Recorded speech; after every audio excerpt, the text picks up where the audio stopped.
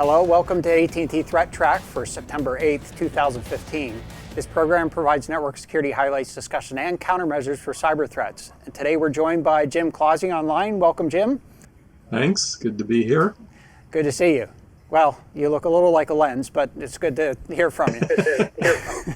And joined by Matt Kaiser. Matt, welcome. Great to be here. And John Hogoboom. As always. Hi, John. Good to be here. And I'm Brian Rexroad. We'll jump right into it. And, you know, I'm always concerned about getting mugged on the street, but this is a new kind of mugging here, John. As Matt said earlier, this is a heart-stopping vulnerability. Is that how you put it, or something like that? Tell everyone about my bad puns? All right. But this is an interesting story. I kind of want to talk about how, and we'll talk about it in a little bit, have some discussion, but basically, undergrad students at the University of Southern Alabama were given this wireless patient simulator. It's a very advanced, costs about $100,000. Wow. It's called iStan. No relation to our Stan Neurolab that we have on our show, thankfully. We have a Stan. Yes, we have a Stan, but not an iStan yet. But in any event, this iStan unit, it's a full-size human. It simulates a lot of things, not just a pacemaker and respiratory and cardiovascular types of things, but you can like administer medications and it'll respond appropriately. It's very interesting device. It does more than just pacemaker stuff. But in any event, the students were given this, that were having a cybersecurity class to kind of evaluate what are the vulnerabilities potentially where you could hack this device or actually the human itself. So they're really targeting the pacemaker in this case. They were able to, artificially control the speed of the pacemaker. So there were some hackable aspects of the device, and they actually put a report together. It's not published officially yet, but it's in like a preprint type of publication that you can go look up online. But they found various types of denial of service attacks, brute force attacks that you could leverage against the pacemaker itself. I think I mentioned this once before on a personal note that when I had taken my mom to the doctor one time, she had a pacemaker, and I was floored that the guy, he just took a little hockey puck thing, put it over her chest, and he's like, okay, I'm gonna turn your pacemaker off here and see how you're doing. I was like, what are you talking about? You just turn it off remotely? And he's like, oh yeah, they could turn it off. There's data blocks in there. He could store notes. He was putting notes that they stored in the pacemaker so the next person could like read them. So it was like a little notepad. You could actually, and I was like, wow, that's really kind of amazing that the technology has gotten to the point where you've got, we talk about Internet of Things all the time. This is just yet another Internet of Things wirelessly accessed device that's in your body, that's really controlling your body. And we talk about connected cars and how Internet enabled they become. And it's just kind of interesting to me to kind of think about how, the ubiquity of having devices that the threat surface used to be pretty, you'd be aware of threat surfaces in terms of what's hackable and what's not, but now everything is basically on the internet or somehow connectable. To other things. And this isn't a case where it's actually connected to the internet, but that could actually come in time. It could. But this is a near field communication type device, That's right. And you might even be able to charge the battery that way or something. I'm not sure if they've got. I don't know if that happens. But. I remember last time we talked about this, and I think it was around a similar kind of vulnerability that had been identified, and there was an effort to put some authentication measures in place to prevent abuse of that type of access. But it raises the next question, to what level are there through the skin patch capabilities in place if a vulnerability is discovered? Right. And it would be my guess that they don't really have that capability in place yet today, but you never know. So I guess a very interesting topic, and it'll be interesting especially to see how this evolves in terms of always being connected, really being always connected, as opposed to the near field and the ability to do patches or adjustments. In my opinion, to the degree that things that are around us and on us or in us are connectable and interactivable in terms of being a computing device. We talk about there's wearable clothing, sneakers. I think they have various things where you can have computer components inside them. It's kind of weird to think about how so much threat surface there is potentially across all those things. Not that, those types like your watch, if it goes kaput, it's not going to kill you. but it's interesting. I remember you talking a long time ago about a friend of yours that had hacked his pacemaker. Yeah. To be able to adjust the pace. So this was a long time ago, but I did have a coworker that worked for AT&T, and when he was very young, he had a pacemaker.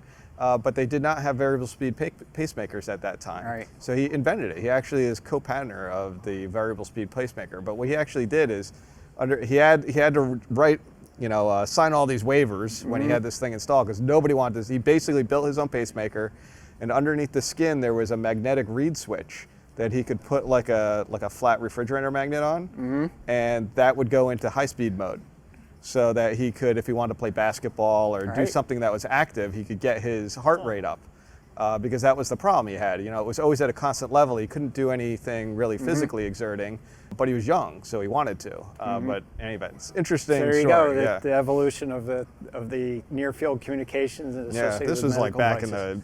in the, I guess maybe mid 80s or something like that he did that. Right. I'm gonna guess early 80s. Anyway. Yeah, so good thing. So speaking of, little hacks and tools, sometimes you're kind of getting on the other side of it. So Matt, I feel compelled to ask you, what's in your toolkit? The one thing in my toolkit for today, it's called Burp Suite. Now it's a web application proxy, and really what that is it sits in the middle between your computer or your device or whatever it is that speaks HTTP and HTTPS and some server somewhere. And it allows you to view the contents of the communications going between them, modify those communications, replay them. Basically allows you to play around with that traffic and see what it does on the client and server side. This is a very popular web app penetration testing tool because there's a number of different sort of features built into it. It's not just a proxy. It sort of logs you to see what you've done, so you have a pretty good map of where you've been on a website. It allows you to automatically look for vulnerabilities if you have the full version. I'm just demoing the free version here because I had a little bit of time to get set up.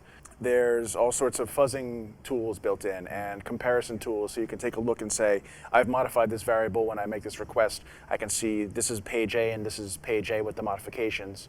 What's different? What am I actually doing on the site? And it's very customizable. There's a whole extensibility. You can create plugins for it. Some very interesting ones for binding to Python or reformatting the output. For example, if you're looking at JavaScript and it's been compressed, or all the spaces have been taken out, you can put them back in for readability's sake because you're a human being and you want to see what it actually does. So I'm just going to sort of play around with it a bit here and show what's possible. And before you do that, Okay. you mentioned the term fuzzing. Can you explain Sure. fuzzing a bit? So fuzzing is basically throwing, I don't want to say garbage, but it's controlled garbage at the inputs of a program in order to cause unexpected behaviors. And the general idea is, instead of trying to read through the code, it maybe you're testing something that's very complex. You don't necessarily want to go and understand the entire state machine of the code, or maybe you feel like it's not validating its inputs properly, but you're not quite sure what to throw at it, or you just want to sort of let this run on its own and figure out what the problems are for you.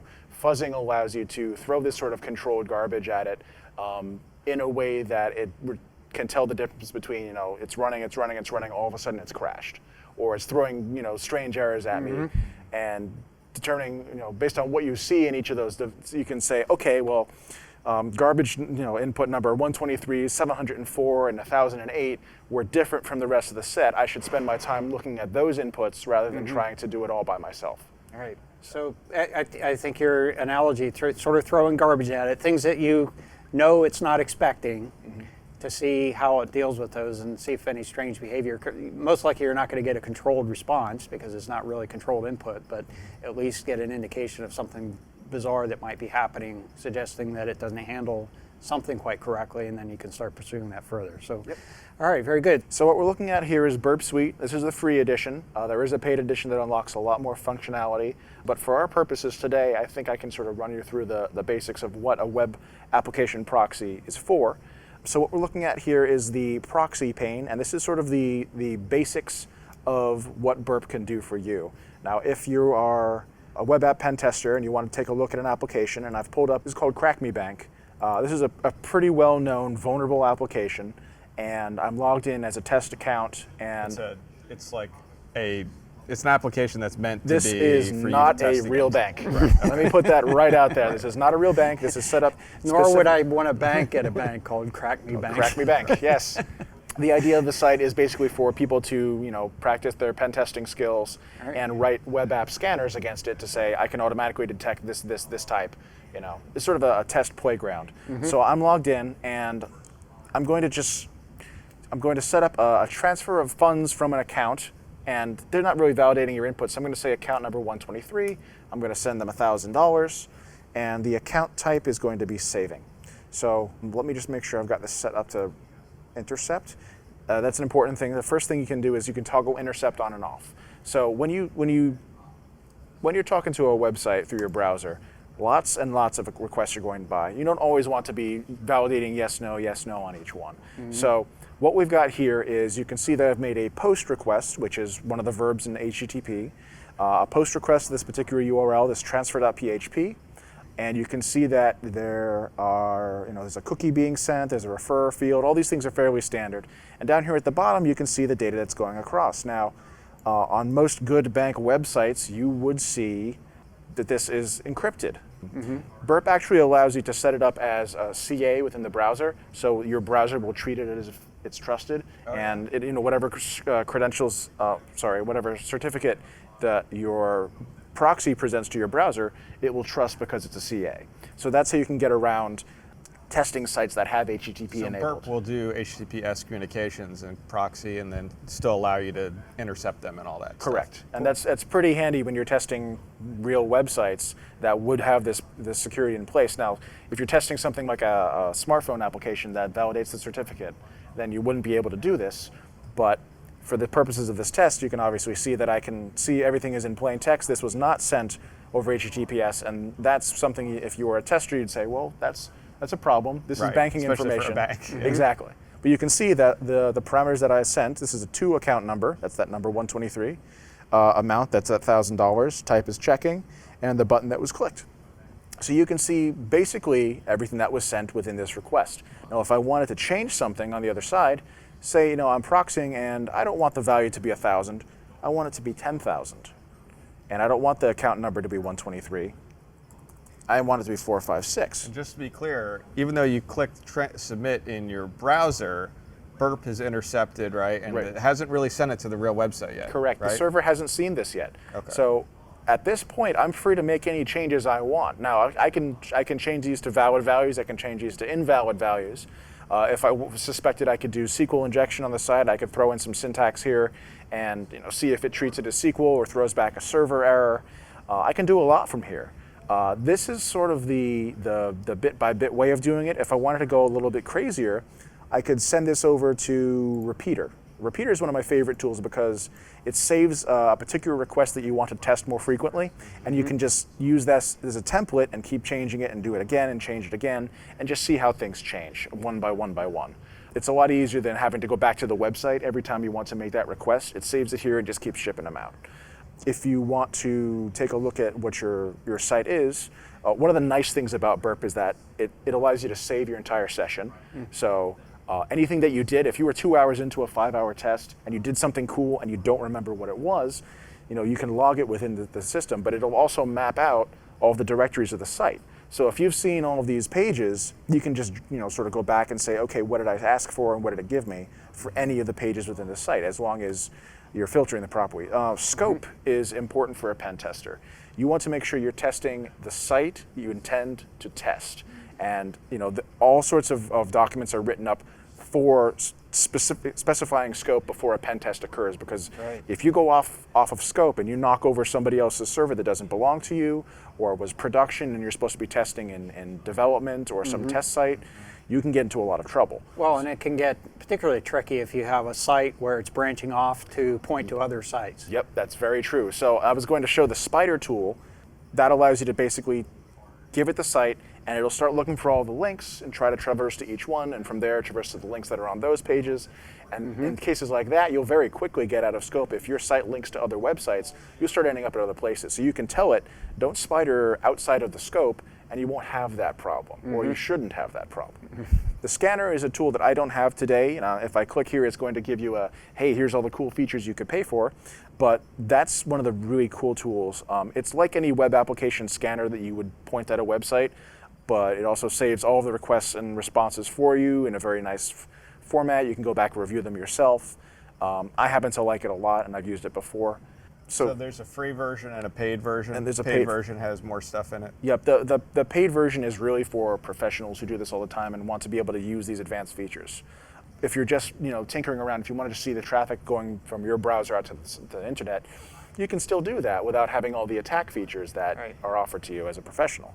Intruder is a kind of neat one. Say if you knew that there was a parameter in the site that would specify a username or a number. Say if you want to view, if your link shows you're going to page 126, and you're like, well, I can control that number. Let's see what other pages are out there, and you start at 0 and you go to whatever number you want to go to, and it'll try each one for you. Yep, and enumerate every single one of those. So you can find some cool things on websites, being able to iterate through those and not having to type it out yourself each time. Burp will do it for you. So that's pretty cool, especially if you've got a site that you can specify the user.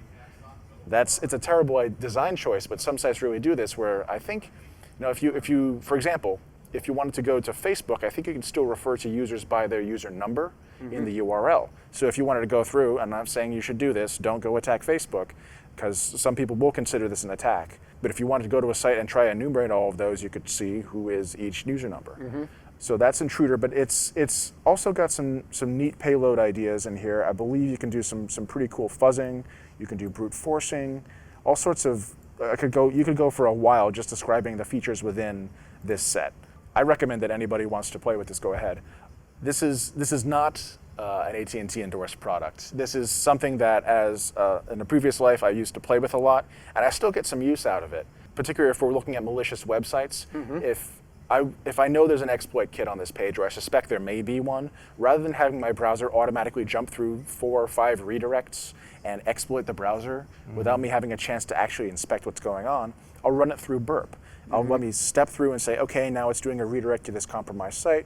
Now it's loading this page, which looks, encrypted or encoded, which is probably the exploit kit.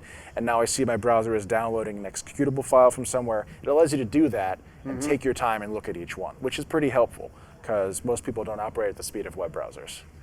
To continue, we have the repeater, which I think I spoke about. Sequencer is an interesting one. It allows you to take a look at a set of tokens or cookies or things that are supposed to look random.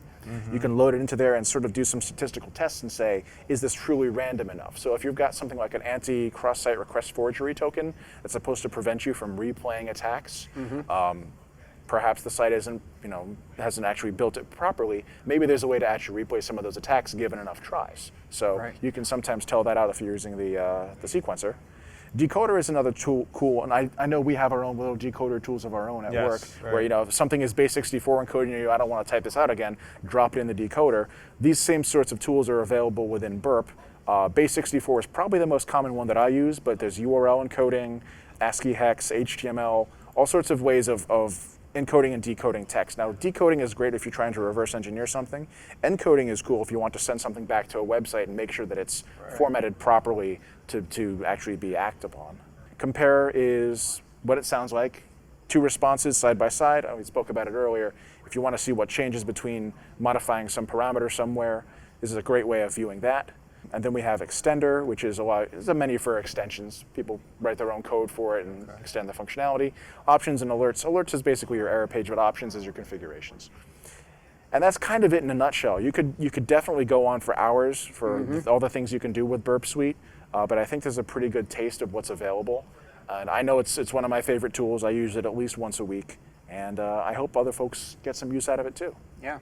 It's very good, Matt. A nice run through. Look, obviously a very complex tool, has a lot of capabilities associated with it. But I thought it was interesting that it seems like it's sort of oriented toward testing a website, but your perspective is to be able to observe how a website behaves from a user's perspective, and a valuable point of view, particularly if you're looking for drive-bys and the cookie issues and things like that. And I find it useful for modifying if somebody sends me something to look at and it's an exploit kit. Rather than actually running the exploit kit code, if you modify the JavaScript slightly, you can have your browser just dump the contents back at you and encode it, and you go, all right, great, now I can take a look at this, and that's one thing easier. All right, very good. Thank you, Matt. Cool.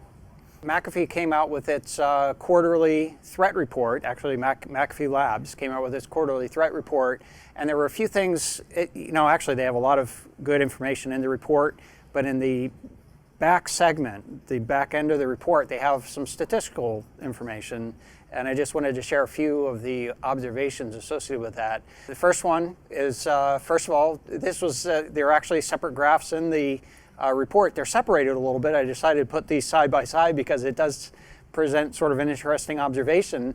First of all, it's new malware compared to new mobile malware. So what they're basically, and they have a huge library of malware, obviously, that's been accumulated over time.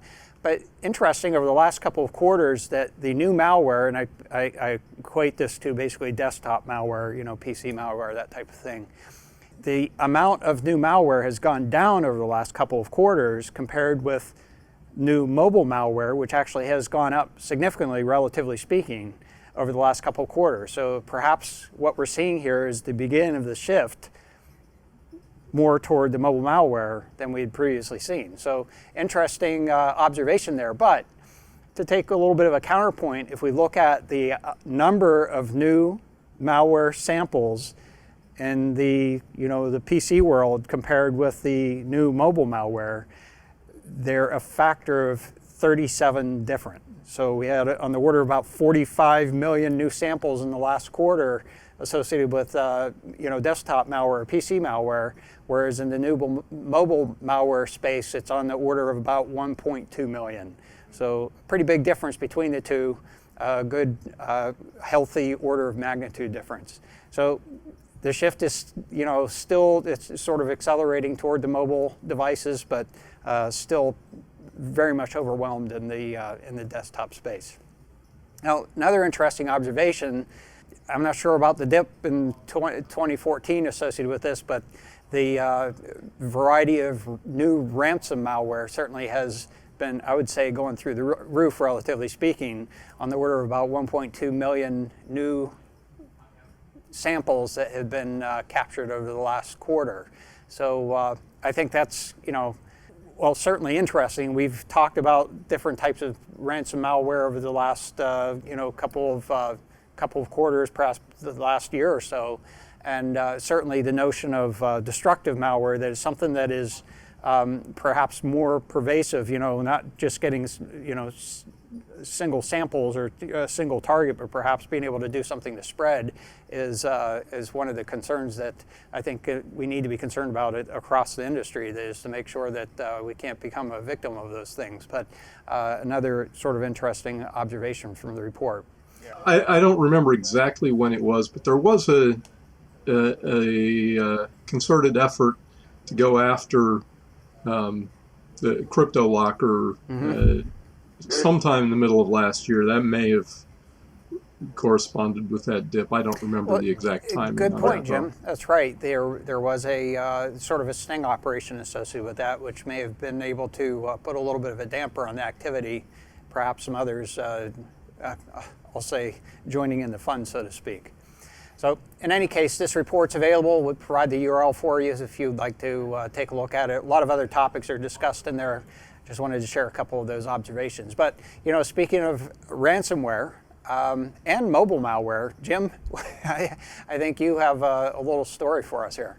This is one that I just came across in the stack yesterday. And I'm not sure exactly why, whether the timing had anything to do with, all the Ashley Madison stuff and folks, that's gotten a lot of attention. But there was a new strain of Android-based ransomware that has shown up in the last few weeks. That the app calls itself Adult Player, and it's basically, it lures folks in with the promise of being able to get at pornographic material. And it installs, it is an Android app, installs on your device, asks for device administrator permissions, claiming to monitor for unlocking and that kind of stuff. In the process of doing the install, if it detects that it's got a forward-facing camera, it takes a picture of the user who's doing the install. And then as it installs another Android app using if you approved to make the first part that was dropped a device administrator, it uses that to basically authenticate the second piece to get around some of the other checking that goes on. But then what it does is it sends information to the command and control servers on the model, the manufacturer, the motherboard, all of this. And then the command and control server sends back the ransom notice, which basically is a picture. It has your face on it if whoever was holding the device when they installed the app, saying, you're busted. If you don't pay the amount, then we'll share this information, and it gives you a PayPal account, I think, or something for you to pay it. But nothing really particularly new here, other than going after people who might be looking for porn online. Mm-hmm. They're easy targets. There is a lot of malware that has piggybacked on folks looking for pornographic material online. Mm-hmm. And the folks who view that kind of stuff are then often hesitant to admit it, to report it, because they don't want to admit how they got it. Mm-hmm. So this is just the latest in that, and it happens to be an Android piece of ransomware. It does require the user to install the first part of the malware as a device administrator, and that should be a big red flag, to anybody installing a new Android app. Very few apps should be allowed to be device administrators, because that gives them complete control over pretty much anything.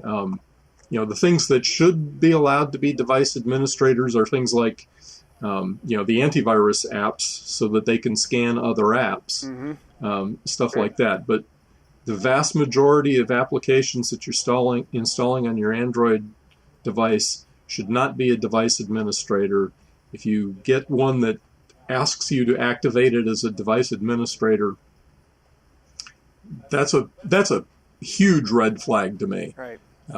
Any app that asks to be a device administrator, I'm pretty much going to cancel that one and not install it. Well, and the other countermeasure might perhaps be always wear a gorilla mask when installing apps of that. Always wear a gorilla mask when you're using your phone. Okay, well, right. I don't know about that. So this is an interesting one, because it seems to be kind of a new form of ransomware if I heard correctly, this doesn't go and try to encrypt the content on your, take your photos and encrypt them all or try to hide them or something like that. This is a case where it's really, I would describe it as blackmailware. Shameware. Shameware. Yeah. Shameware. There we go. Yeah, shameware.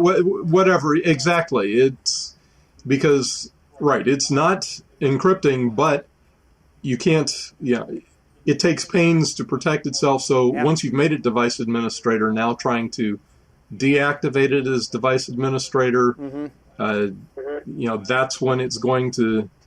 It takes some additional work to now get this out of there. Oh yeah. And that's what they're counting on. Mm-hmm. So, all right, good point. So maybe I missed the point, but does it actually build a list of all of your contacts and threaten to email them with the fact that you've been looking at porn on your phone? I mean, who would know, other than the creators of the malware, that you had actually been doing it? I'm trying to understand where the shame factor comes in, because obviously somebody knows. You may be thinking a little too deeply. Right, version 2. Matt just came up with the new feature for version 2. Oh man, I hate it when that happens. It looks through your phone for a contact that says mom. Mom, yes. I was just thinking that. I'm going to send this to you. Or your spouse yeah. is Right. in case of emergency, contact this person. That's that's the kind of people that they can send them. They certainly would have access to those types of contacts if they wanted to. So if they've got device administrator, they've got all of that. They actually, as device administrator, have the ability to wipe the device. Mm-hmm. This is true. Oh man. All right. Version 3, post it to Facebook. Right, your Facebook. Yeah, if you have the app on your phone. Or any social Or media Instagram. things. Yeah, Instagram. Yeah. Hashtag surprise. Your face and what just you're so long looking as it's at the on gorilla the mask. screen. Okay, well, that's clearly depressing, but I guess a little bit encouraging here is there have been a couple of arrests, not associated with this particular ransomware, but a couple of other cases that we all are aware of. Yep. So tell us what you know, Matt. So some very good news coming out of Krebs on security. Turns out that 2 potential major figures in the malware scene have been arrested. One is a young man, an Estonian, was arrested in Cyprus. The news has not been very forward with the details, but sources close to the case say that he may be one of the people involved in writing Dridex, which was a malware, is still a malware, related to a group called the Business Club, which is a new name to me, but apparently the group that was firmly behind the Game Over Zeus botnet, which was a major botnet, which was actually taken down. I think we just talked about the CryptoLocker takedown a few minutes ago. Same takedown effort. So apparently he's now out of the picture, which is a good thing because those guys have been pretty prolific. Dridex is a constant thorn in a lot of people's side. The other arrest was in Norway of an individual going by the name of Mark, who may have been the author of the Citadel botnet. Now, Citadel, I believe, is a variant of the Zeus botnet. I think you're right. And was also pretty well known for a while. So, 2 arrests, score 2 for the good guys. Yeah, to a lot of transaction fraud associated with that malware, and hopefully they're able to, arresting the folks is one thing. Sometimes you're able to see some assets associated with that are supportive of the case. I'm not sure what the situation is here, but this was a story that you picked up from Krebs on security, is that right? Yeah, so he's always got compelling and good stories to take a look at. So if you're following this program, you probably should be following the activities that he's got as well. And we point out some of his findings from time to time.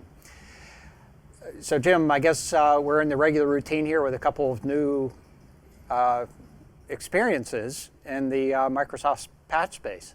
Yeah, it's Microsoft Patch Tuesday again, and I was looking through the list. For the month of September, there are 12 bulletins.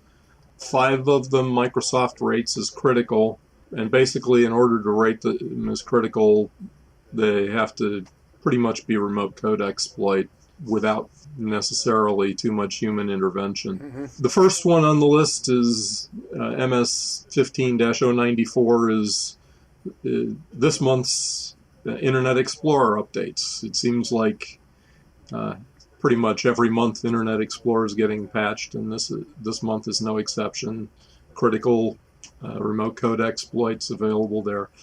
The one that surprised me was MS 15-095 is the first one that I'm aware of that is a critical patch for Microsoft Edge, which is the new browser that Microsoft introduced with Windows 10.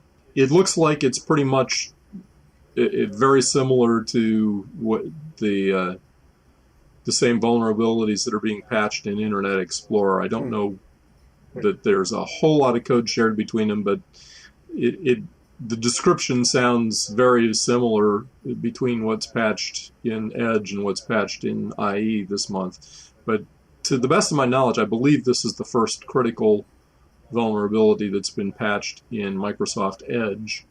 So that one caught my attention. There were a couple other things that jumped out at me when I was going down through these, and I have not read all of the bulletins in great detail because they just came out, an hour and a half, 2 hours before we record this. So MS 15-097 which is vulnerabilities in the Microsoft graphics component. There is an exploit for one of the CVEs covered by this bulletin that is in the wild. So there's exploits available for one of the vulnerabilities patched by MS-15-097.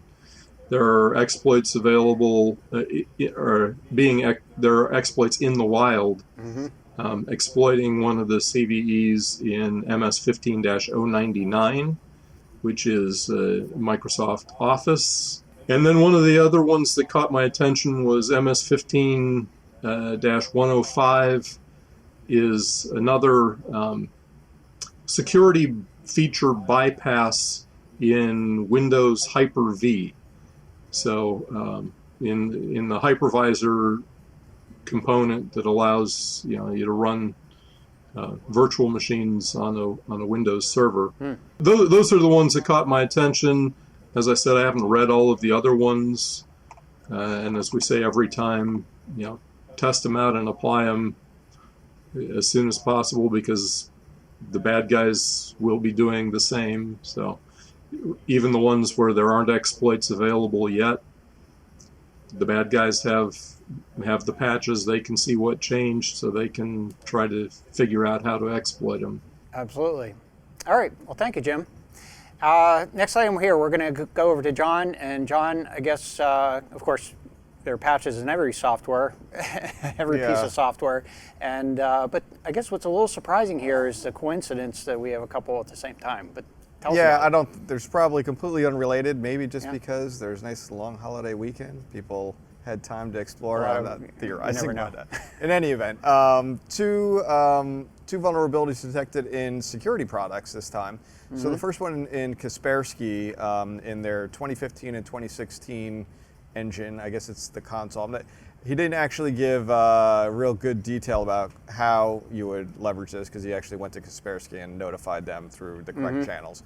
But Tavis Ormandy, who he has, I'm aware of him doing some other vulnerability disclosures and whatnot and discovering vulnerabilities. This is a remote zero interaction system exploit, so it runs as the Windows system account on machines. Like I said, for both the current version 2015 and the 2016, which is really probably the current version, but that's how Kaspersky numbers their stuff. Kaspersky is looking into it. They're obviously working to get some patches out for that. But that would be a pretty bad one, because it's zero interaction. So I'm not quite sure how you leverage it, but it's remote. So if you have access to the machine and you can hit the Kaspersky engine on that desktop, sounds like you could, have system level access to do whatever you want on there. Hopefully everybody's got some kind of firewall in front of their machines, right? Like a little a little home router or something protecting your PC from whatever it is. But if you're on one of those ones that we talk about having holes in it. Right, having holes in it, or if you go to some kind of like coffee shop or something, then you could open your machine for exposure there. But in any event, make sure you get the latest patches when they come out. The other one is also interesting. This one's a little interesting. It's with regard to FireEye. So for those of us familiar with FireEye, they have a suite of protective cloud, network-based cloud type protections. I guess they actually have endpoint ones now too. I think this is in their, basically in the management server, either the CMS, the content management server. I can't remember what the C actually stands for, or the malware protection system. I'm not quite sure which aspect. But he discovered that there's remote unauthenticated root file system access that you can actually access through the web server. There's a little bit of vulnerability there where you can access files on the system, local system of the FireEye appliance, and get like Etsy passwords. So he has a little proof of concept of that. I wasn't actually able to leverage it ourselves in some of the tests that I had done, but it might just be whatever. He didn't specify what type of appliance it was within the FireEye suite. So that's another interesting one that probably needs to, if you use FireEye, you probably want to keep in the loop on when they have patches available for that. It's a little bit, this was also from a different person, Christian Eric Hermansen, who also has published some other vulnerability notices as well about various software. He did mention that that he had been kind of sitting on this for over a year. I think he said 18 months, and that FireEye hadn't responded to them, and that FireEye doesn't have a channel for notifying about vulnerabilities, but they actually do. So I don't know if he looked hard enough. So there was a little criticism of that, but in any event, just two ones that are important. One that's obviously a desktop endpoint solution, Kaspersky. The other one, a lot of enterprises use FireEye, so you'd want to keep up on that one and make sure that you get the patches when they're available. Okay, very good. You know, adding software doesn't make it more secure. It just puts the insecurities in a different place. And you know, I think you kind of made the point that you know, anytime when you have security software on a system, it's going to be operating at a pretty high privilege level. And so a vulnerability in that space is going to be all that more sensitive because, you know, they're trying to get down, way down into the operating system so that any application that's above, potentially malicious, can't, you know, can't sneak underneath underneath it. Right. But if they're able to sneak in underneath them, that's the sort of the payday from a malware writer's point of view. Right, right. So these are the types of security issues. It's not as simple as, well, maybe the scanner won't work. They have the opportunity to get down deep. Right. Okay, so let's take a look at the internet weather for the last week or so here. And the first one here is, I mean, from our point of view, the alerting was based on scan probes, and actually, in terms of packets, on port 22 UDP. Now, port 22 TCP is generally associated with SSH. I suspect that port 22 UDP is also associated with SSH, but I don't think that's really what we're looking at here. I've never seen SSH work over UDP. Is anybody here? No. I haven't. So in any case, this is a case where we have probes from a small number of China IP addresses, and but we have some characteristics here that might suggest they might be reflective denial of service attacks. First of all, high packet volume. That is, where usually you have probing, you're going to have lots of connections to different places. This is a case where they're going frequently to the same place and throwing lots of packets at it. So that suggests to me that they might be trying to get some sort of a reflective attack toward actually what we have identified as the China IP addresses that were sourcing these, or appear to be sourcing these. Second one is that there are fixed source and destination ports associated with this. This happens to be that the source port is fixed on port 53. So if they were trying to do an attack, for example, against DNS servers, they might you know, make the request and try to get them back, or the other way around. And then we have a limited number of source addresses, as I pointed out, suggesting those might be the target or the victim of the attack activity. So I don't know for certain, but at least sharing the observations here. You know, it appears that the target addresses here are from a specific provider.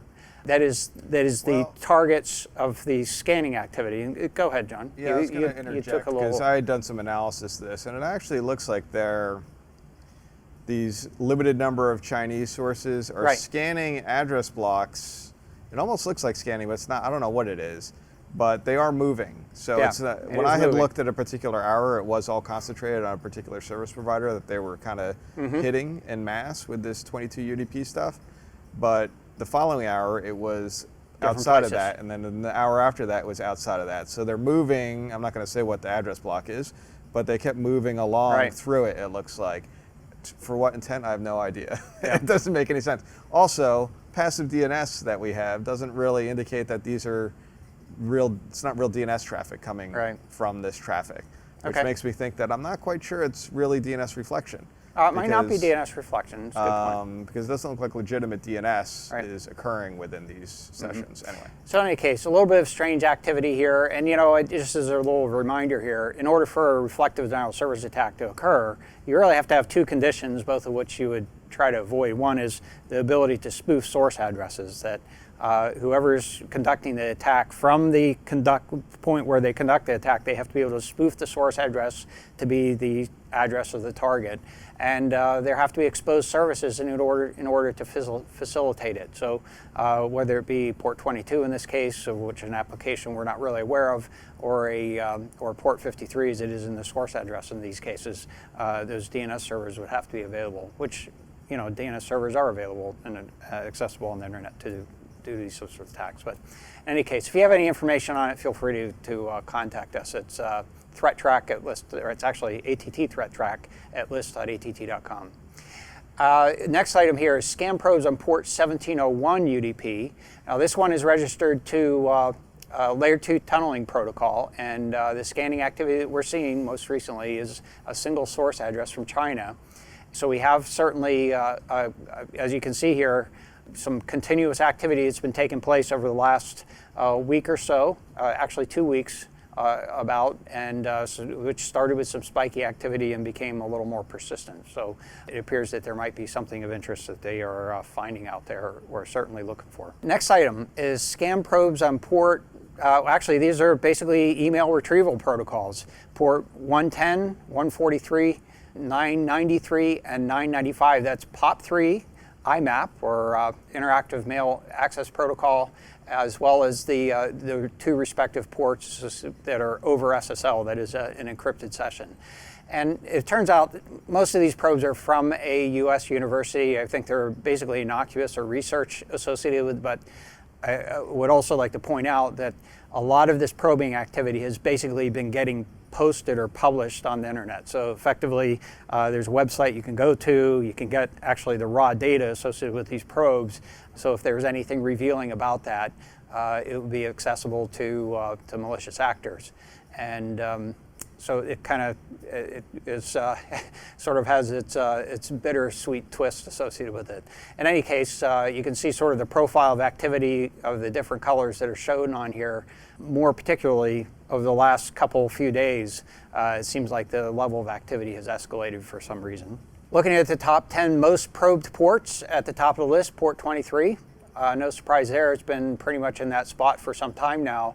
One that has kind of gotten, basically raised the most, we already talked about 993, which is near the bottom of the list, but it went up 6 slots. Port 21 TCP came up 5 slots, so, and you wouldn't, that's not surprising. You would expect that there'd be probing activity looking for FTP servers that are out there. There are a number of anonymous FTP servers that allow anonymous login that might have something that somebody might want. Moving up 15 slots is port 21320. I think that was basically probably off the radar when you hosted last week, John. Yeah. Is that right? But that's come back on the radar, which raised its rank from last week, and we had talked about that previously. Taking a little closer at the port 21320 TCP, this is associated with a malware proxy. Clearly, there's activity that's probing for that. Most probes are coming from a US-based hosting provider, and we've speculated that these may be compromised servers. They're an older version of Windows, I believe, perhaps not well patched and had been compromised and are used and are perhaps not noticed. Looking at the top 10 most sources doing the probing, not much movement in terms of the ranking, and you can see here port 23 TCP is well and above the others in terms of its scope or span. In the pie chart here, it's well above 1/3 of the total activity in terms of the number of sources that are doing that probing activity. So for completeness, here's taking a look at the number of sources scanning on port 23 TCP over the last 90 days. And it's not as if it's escalated significantly. We just have a significant number that are probing on that port, generally on the order of about 55,000 or so sources on average that are doing that probing. So it's not really trending upward or downward, somewhat steady state, and generally associated with Internet of Things. And there was something that came out today. I think we had it on the candidate list, but perhaps didn't make it the cut. But yet another device. I think it was those are those wireless wireless disk storage device that was reported that had right? That's correct. Endless C. Okay. Right, both, which is also associated with Seagate. But in any case, it's basically a wireless access device designed so that you can just kind of create a little Wi-Fi hotspot with it and use it as a storage device. And so probably a little less likely those devices will be connected to the internet, but yet another device that exposes port 23 apparently with a default password that could potentially be compromised and used for other things. Now, we don't know of any specific compromises associated with that. The only thing that had been pointed out is a potential vulnerability that you could telnet to the device. So we're only speculating you might be able to install malware on that. But a collection of devices like that telnet should not be open on your on your network, especially not facing the internet. So it'd be a good exercise to basically go through and check internet interfaces or check a local network and see if any devices are exposing telnet that you're not expecting. So that's our show for today. We'd like to thank you for joining us, and thank you, Matt, especially for the tutorial on the Burp suite. I think that was very educational for me. If you'd like to get in touch with us, you can email us at att.threattrack@list.att.com. Like I said, we certainly appreciate your feedback and suggestions or findings that perhaps we should be sharing with the audience. And you can find AT&T ThreatTraq on the AT&T Tech channel, YouTube, or on iTunes. And you can follow us on Twitter. Our handle is @ATT Security. I'd like to thank you, John. Thanks, Matt, again. Jim, I'm Brian Rexroad. We'll be back next week with a new episode. Until then, keep your network safe.